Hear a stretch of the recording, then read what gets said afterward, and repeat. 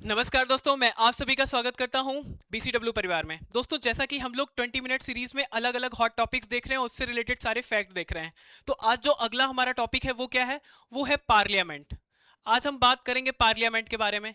और जब हम पार्लियामेंट के बारे में बात करेंगे तो यहाँ पे देखिए पार्लियामेंट के कितने पार्ट, कितने कितने अंग हैं, देख लेते हैं। सबसे पहली बात होगी राज्यसभा की। राज्यसभा की बात होगी। राज्यसभा के बाद बात होगी लोकसभा की। लोकसभा के बाद बात होगी प्रेसिडेंट की। किसकी बात होगी? प्रेसिडेंट की। प्रेसिडेंट की। और जब राज्यसभा की बात करते हैं तो सबसे पहले आप ये जानिए कि पार्लियामेंट की बात किसमें की गई है। तो आर्टिकल 79 में की गई है पार्लियामेंट की बात। ठीक है, पार्लियामेंट की बात किसमें की गई है? आर्टिकल 79 में। राज्यसभा की बात किसमें की गई है? 80 में की गई है। लोकसभा की बात किसमें की गई है? 81 में की गई है। 81 में की गई है। ठीक है, उसके बाद हम आगे चलते हैं। अब देखते हैं राज्यसभा, पहले राज्यसभा का गठन कब हुआ था? तो 3 अप्रैल 1952 को हुआ था पहले राज्यसभा का गठन। फिर आगे चलते हैं तो अब ये हम देखेंगे कि पहली बैठक कब हुई थी। तो 13 मई 1952 को हुई थी पहली बैठक। राज्यसभा का नॉमिनिक्लेचर, जब नाम पड़ा था राज्यसभा, तो कब पड़ा था? 23 अगस्त 1952 को नाम पड़ा था। और किसने लिखा, किसने दिया था ये नाम? सर्वपल्ली राधाकृष्णन जी ने। पहले उपराष्ट्रपति थे सर्वपल्ली राधाकृष्णन जी ने दिया था। ठीक है, इन्होंने दिया था ये नाम। उसके बाद लोकसभा का भी नाम, पहले इसका नाम क्या था? काउंसिल ऑफ स्टेट था। उसके बाद भी नाम इसका राज्यसभा पड़ा। उसके बाद की बात कर लेते हैं, जैसे कि अगर 13 मई को हुआ था 1952 को, और इधर ये 1954 है। क्या है? 1954 है। ठीक है, उसके बाद लोकसभा का नाम कब लोकसभा पड़ा था? तो 1954 में, मतलब 14 मई 1954। पहली लोकसभा कब बनाई गई थी? तो ये बनाई गई थी 17 अप्रैल, मतलब ये गठन हुआ था 17 अप्रैल 1952 को। और पहली बैठक कब हुई थी? तो 13 मई 1952 को। इनका नाम 54 को दिया गया था। उसके बाद राज्यसभा में राज्यसभा में सीट कितनी है टोटल? अभी वर्तमान में देखा जाए तो 230 प्लस 12 है, टोटल 245 सीट है। लेकिन होनी कितनी चाहिए? 250 होनी चाहिए। ठीक है, यहाँ की बात करते हैं, टोटल कितनी होनी चाहिए? 550 होनी चाहिए प्लस 2। और है अभी कितनी? अभी है 543। ठीक है, याद रखेंगे आप इसे। आगे चलते हैं। अब देखिए, जब बात करते हैं, इतने राज्यसभा के बारे में सारी चीजें यहाँ पे हो गई हैं। इसके बाद राज्यसभा में यहाँ पे उपराष्ट्रपति इसके हेड होते हैं, इसके स्पीकर होते हैं। आइए अब देख लेते हैं जल्दी से नंबर ऑफ, मतलब कितने भी राज्यसभा में कितने मेंबर हर स्टेट के हैं। तो देखिए महत्वपूर्ण कौन सा है? यूपी है, क्योंकि सबसे ज्यादा है 31। और बिहार को देख लीजिए आप, 16। बाकी का ये सब आपको याद करना होगा। तमिलनाडु 18 है, महाराष्ट्र 19 है, और वेस्ट बंगाल 16 है, कर्नाटका 12 है, आंध्र प्रदेश 11 है, मध्य प्रदेश 11 है। इसके बाद गुजरात 11 है। उसके बाद राजस्थान 10 है। फिर उसके बाद इंपॉर्टेंट कौन सा हो जाता है? छत्तीसगढ़ देख लीजिएगा 5।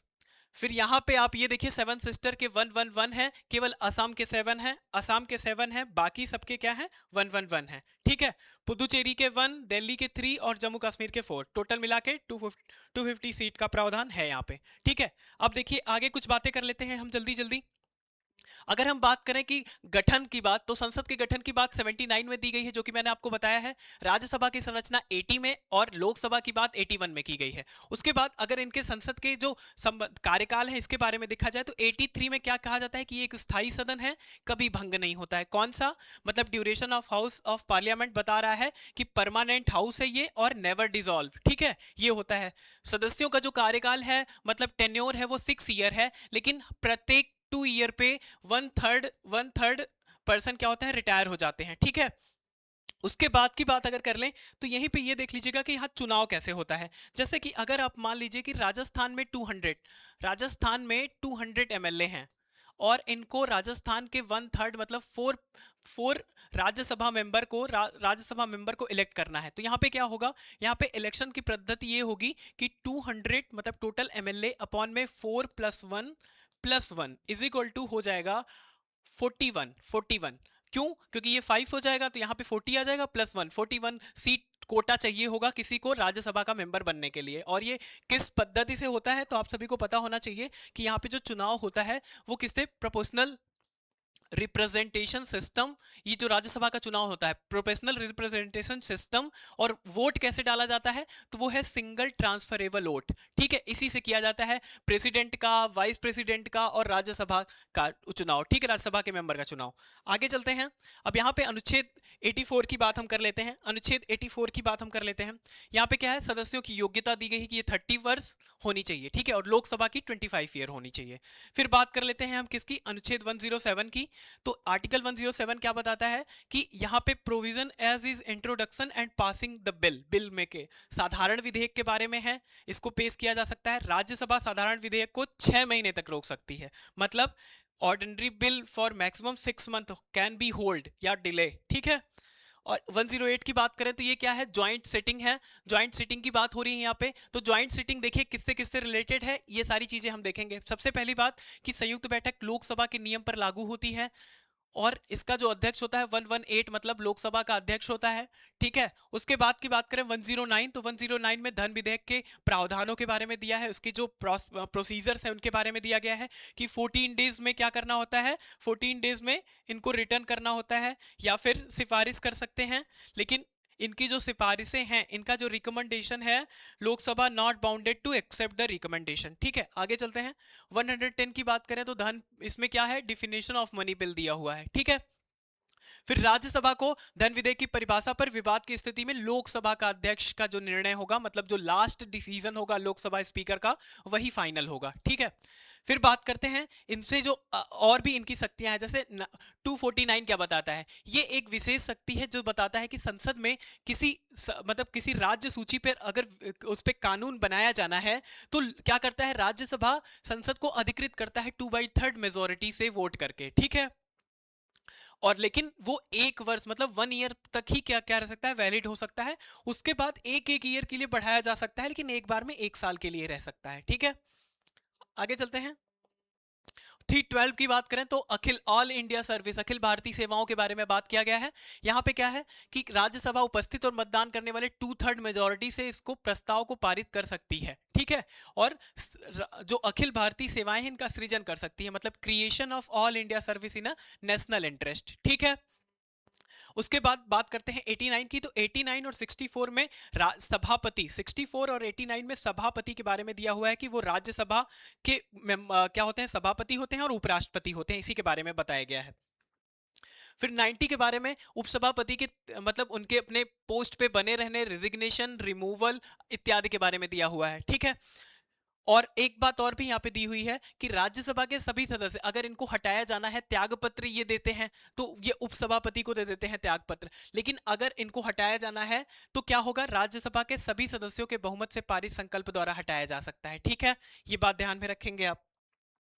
फिर देखते हैं विशेषाधिकार से संबंधित जो अनुच्छेद है, मतलब 105। 105 क्या है, 105 में क्या करते हैं, पार्लियामेंट को और मतलब पार्लियामेंट में राज्यसभा को और लोकसभा दोनों को ये क्या दिया गया है, ये अपनी शक्तियां हैं उनके पास कि वो क्या कर सकते हैं, अपने नियम बना सकते हैं। ठीक है, जिसमें उनको स्वतंत्रता दी गई रहती है भाषण देने की, मतलब वो स्पीच दे सकते हैं पार्लियामेंट में और किसी भी चीज पे टिप्पणी कर सकते हैं। ठीक है, और उस पे न्यायालय में उस पे क्या कोई भी केस वगैरह नहीं किया जा सकता है। ठीक है, उसके बाद गिरफ्तारी से, जैसे कोई अगर गिरफ्तार है सिविल मामले में, केवल सिविल केसेस में, तो क्या करेंगे, उससे भी उन्हें छूट मिलेगी। उसके बाद एग्जेप्शन ऑफ ज्यूरी, मतलब ज्यूरी तो भारत में ऐसा संबंधित नहीं है, लेकिन फिर भी आप जानते रहिए एग्जेप्शन फ्रॉम ज्यूरी भी मिलती है। ठीक है, उसके बाद 368 की बात करते हैं। 368 में क्या दिया रहता है, यहां पे दिया हुआ है कॉन्स्टिट्यूशन में जो अमेंडमेंट करते हैं, संशोधन, उससे रिलेटेड है। और वहां पे क्या क्या है, देखिए 3 प्रकार के होते हैं, एक साधारण बहुमत वाला, एक बहुमत वाला,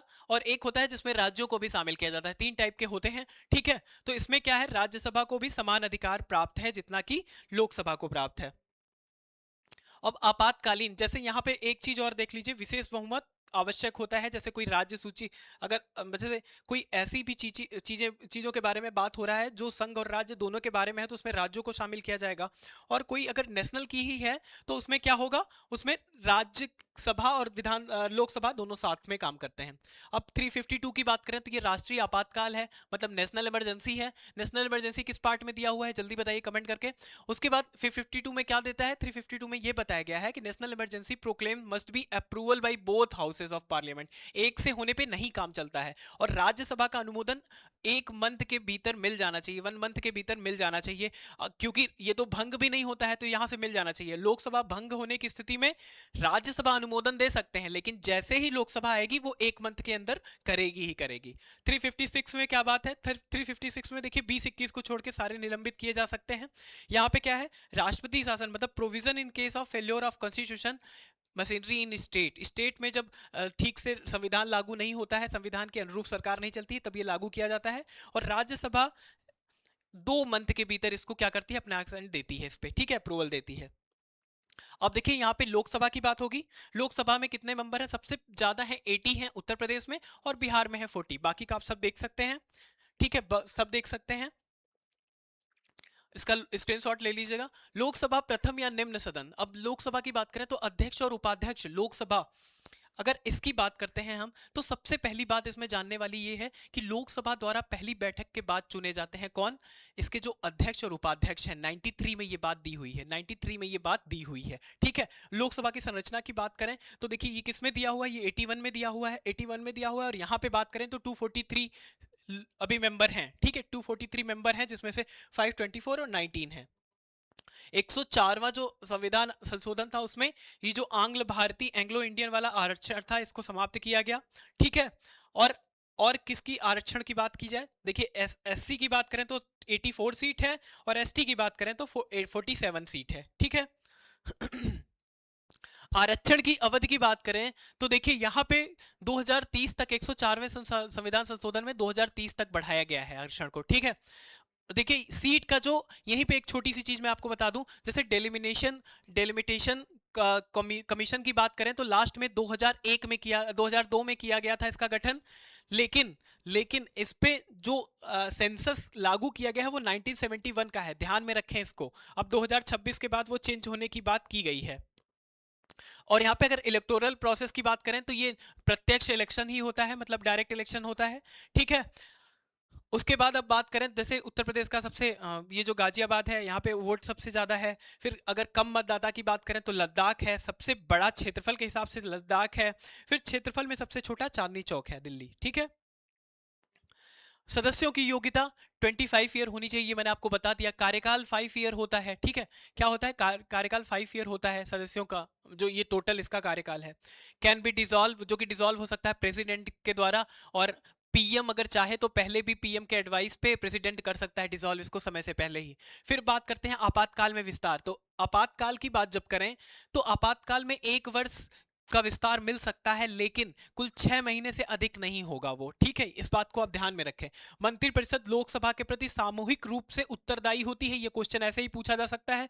किस आर्टिकल में है, आर्टिकल 75(3) ये बात कहता है council of minister collective responsible for Lok Sabha, ठीक है। अधिवेशन और गढ़पूर्ति की बात करते हैं, सेशन और कोरम की। तो देखिए सेशन राष्ट्रपति क्या करता है, कॉल करता है, सम्मन करता है और प्रोग्योट करता है, ठीक है, स्थगित कर देता है। फिर क्या है, बैठकों के बीच अंतर 6 महीने से अधिक नहीं होना चाहिए, मतलब मिनिमम 6 मंथ और मैक्सिमम 6 मंथ ही क्या होना चाहिए, गैप होना चाहिए, उससे ज्यादा नहीं। और जब कोरम की बात करते हैं तो 1/10 मतलब कि 55 मेंबर होंगे टोटल, ठीक है। आर्टिकल 103 में ये बात दी हुई है, ये भी बहुत इंपॉर्टेंट है। फिर बात करते हैं संयुक्त बैठक की। संयुक्त बैठक की बात अगर करें तो 108 में सेटिंग की बात दी गई है, ज्वाइंट सेटिंग की बात, जिसमें क्या होता है, संशोधन पर असहमति हो सकती है और विधेयक एक सदन के द्वारा अस्वीकृत हो जाता है, मतलब रिजेक्टेड बाय वन हाउस और डिसएग्रीमेंट बाय ऑन अमेंडमेंट, तब ऐसा लाया जाता है। और 6 महीने से अधिक विलंब हो रहा हो तब भी लाया जाता है। और देखिए यहाँ पे कुछ चीजें और भी हैं, जैसे कि धन विधेयक से रिलेटेड कोई अगर बिल है तो उस पे ये नहीं लाया जाएगा ज्वाइंट सिटिंग, और संविधान संशोधन के लिए भी नहीं लाया जाता है ज्वाइंट सिटिंग, ठीक है। इस बात को आप ध्यान में रखेंगे। फिर इसकी अध्यक्षता कौन करता है, तो लोकसभा के अध्यक्ष करते हैं आर्टिकल 118(4) के बाद द्वारा। और अगर यहाँ बात की जाए तो इसके रूल्स कौन बनाता है, तो ये लोकसभा ही तय करती है इसके रूल्स, ठीक है। और निर्णय क्या है, उपस्थित मतदान के साधारण बहुमत से ऐसे ही निर्णय मिलता है। अब तक कुल 3 बार इसको लागू किया जा चुका है। कहां कहां देखते हैं, देखिए सबसे पहली बार डॉरी प्रोहिबिशन के लिए 1960 में, बैंकिंग सर्विस कमीशन के लिए 1977 में, और पोटा के लिए 2002 में। तो 8 विधेयक का अब यहां पे बात करते हैं विधेयक का व्यवगत होना। तो क्या होता है लैप्सिंग, लैप्स कहाँ कहाँ होते हैं देख लेते हैं। अगर बात करें लैप्स होने की तो देखिए कहाँ कहाँ रीजंस हैं उसके हो जाने के। पहली बात तो साधारण विधेयक सत्रावसान और व्यवगत नहीं होता है, ठीक है। अनुच्छेद 107 के अंतर्गत ये बात कही गई है कि ordinary bill do not lapse, ठीक है, आर्टिकल 1073। और अगर कोई bill pending in Rajya Sabha does not lapse on Lok Sabha dissolution, article 1074 ये भी कह रहा है कि अगर राज्यसभा में लंबित है तो भी वो क्या नहीं होगा, वो लैप्स नहीं होगा। अगर लोकसभा में लंबित है और लोकसभा विघटन पर व्यवगत हो जाता है, मतलब तब वो डिसॉल्व हो जाता है। अगर बिल कोई पेंडिंग है लोकसभा में और लैप्स अगर डिसॉल्व हो जाए लोकसभा तो, ठीक है, 107.5 दिया हुआ है यहाँ पे। लोकसभा के कुछ विशेषाधिकार हैं, जैसे कि धन विधेयक के बारे में 1010 के बारे में, मतलब इसके बारे में जो प्रोसीजर है 109 और 1010 में दिया हुआ है, ठीक है। फिर बात करें लोकसभा में प्रस्तुत कोई विधेयक है, निर्णय अंतिम संयुक्त बैठक नहीं होगी धन विधेयक के बारे में, ठीक है। अविश्वास प्रस्ताव की बात करें तो सबसे पहले कब लाया गया था, कमेंट करके बताइए। मैंने बताया है जी बी कृपलानी जी ने लाया था नेहरू जी के खिलाफ, ठीक है, नेहरू जी के खिलाफ लाया था, ठीक है, चीन से युद्ध होने के बाद। लेकिन वो कैंसिल हो गया था क्योंकि इनके फेवर में 62 वोट पड़े थे जबकि अपोजिट में 347 वोट पड़े हुए थे, ठीक है। अविश्वास प्रस्ताव कम से कम 50 सदस्यों का समर्थन होना आवश्यक है। अब आगे की बात करते हैं। जैसे अगर बात करें परिणाम तो यहाँ पे सरकार को इस्तीफा देना पड़ता है अगर विश्वास प्रस्ताव पारित हो जाता है। तो तारांकित प्रश्न की बात करें तो एक दिन में मैक्सिमम 20 क्वेश्चंस ही हो सकते हैं पुटअप, ठीक है। पदाधिकारी की बात यहाँ पे देख लीजिए, जल्दी जल्दी कर लेते हैं। बात करें तो लोकसभा द्वारा सदस्यों द्वारा अनुच्छेद 93 में दिया हुआ है। शपथ की बात करें तो शपथ कौन सामान्य सदस्यों के रूप में लेता है, ठीक है। और उसके बाद बात करें उपाध्यक्ष की तो ये भी लोकसभा के प्रथम बैठक के बाद इनका चुनाव होता है, ठीक है। प्रथम बैठक के चुनाव के बाद इनका मतलब प्रथम बैठक जब हो जाती है तब चुनाव होता है इनका। फिर और आगे की बात कर लेते हैं, जैसे कि इनके कार्य और अधिकार क्या क्या है। प्रोटेम स्पीकर को आप देख रहे हैं, ये पहली बैठक यही ऑर्गेनाइज करता है यहाँ पे, ठीक है, प्रथम बैठक यही ऑर्गेनाइज करता है यहाँ पे। फिर विपक्ष के नेता कम से कम 55 सदस्यों वाला कोई दल हो वही चुने जाते हैं, ठीक है। कैबिनेट के मंत्री के समान वेतन और सुविधाएं होती हैं, हालांकि घर देना एक क्या है वो उनके विवेकाधिकार पर निर्भर करता है, ठीक है। फिर बाकी का अगर बात करें तो गिरफ्तारी से कितने दिन, 40 दिन पहले या 40 दिन बाद की बात यहाँ पे सिविल मामलों के लिए की गई है, इसके बारे में भी आप जानते रहें, ठीक है। और जितने भी प्रश्न इससे रिलेटेड रहे हैं सब पे क्या है, सब पे मैंने बता दिया है आपको, उससे ज्यादा कुछ भी ऐसा इंपॉर्टेंट नहीं है, आप इसको ध्यान में रखेंगे। और नए संसद की बात यहाँ पे देखिए एक बार कर लीजिए। आधारशिला 10 दिसंबर 2020 को रखी गई थी, उद्घाटन 28 मई 2023 को किया गया, डिजाइन विमल पटेल ने किया था और टाटा प्रोजेक्ट लिमिटेड ने बनाया था, ठीक है। ये है नया संसद हमारा। उसके बाद विशेषताएं इसकी क्या है, त्रिकोण आकृति में है, ठीक है, शेप इसका ट्रायंगुलर है। उसके बाद और की बात कर लें तो देखिए यहाँ पे सबसे बड़ी बात क्या है, ये संगोल राजदंड, ये जो सेंगोल राजदंड है ये चोल साम्राज्य से लिया गया है, चोल डायनेस्टी से लिया गया है, ठीक है। और इसमें जो लोकसभा है वहां पे ये जो पिकॉक बेस्ड सजावट की गई है और जो कि राज्यसभा है वहां पे लोटस बेस्ड सजावट किया गया है, ठीक है, इसको आप ध्यान में रखेंगे। और अंदर एक बरगद का पेड़ भी है परिसर में, ठीक है। तो टोटल इतना ही था। 266 में देखिए क्या बात दिया गया है, ये बहुत इंपॉर्टेंट है, इन तीनों को देख लीजिए। 266 में भारत और राज्यों के संचित निधि और लोक लेखा, मतलब consolidated fund and public account India and the state. फिर बात करें 267 में कंटीजेंसी फंड, 268 में duties levy by the union but collected and appropriated by the state है। और जब बात करें 269 की, the tax levied and collected by the union but assigned to the state, ठीक है। तो आप इतना ध्यान में रखेंगे, इतनी चीजें बहुत इंपॉर्टेंट थी। 279 अगर आप जानना चाहें 69 तो ये क्या है, levied and collected of GST in inter state और कॉमर्स, ठीक है। तो आज के लिए इतना ही, देखते हैं कि इससे रिलेटेड कितने क्वेश्चन आपके सामने आएंगे जो बहुत इंपॉर्टेंट होंगे, ठीक है। तो जैसा भी रहे कमेंट करके बताइएगा, कुछ और भी जानकारी चाहिए हो इसका अगला पार्ट आपके सामने जल्दी ही मिल जाएगा। आप सभी का बहुत बहुत धन्यवाद।